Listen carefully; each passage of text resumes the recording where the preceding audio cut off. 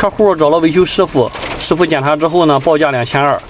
我们来看一下这个空调到底是什么故障啊？开机10几分钟，空调显示140，140啥意思啊？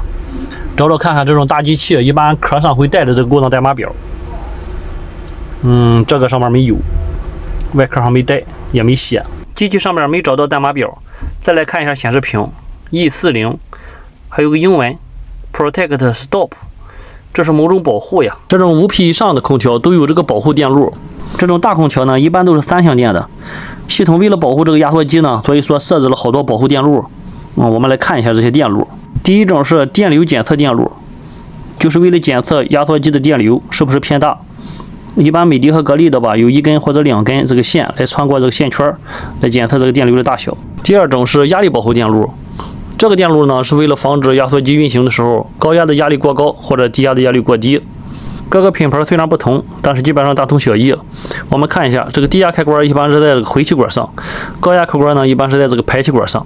第三种是压缩机排气温度开关或者是排气温度传感器，它的作用呢是为了防止压缩机在温度过高的时候长时间运行，这样会烧掉压缩机。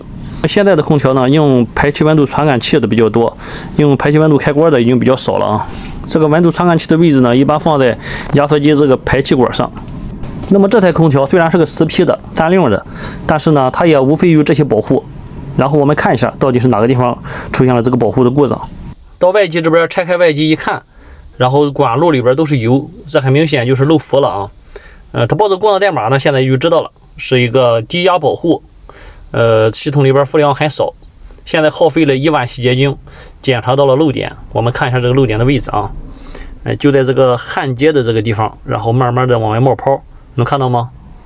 再来个近距离的特写。故障找到了，接下来的处理过程就简单了啊，把氟放掉。然后呢，把这个地方要打磨一下，不然这个地方容易渗漏啊。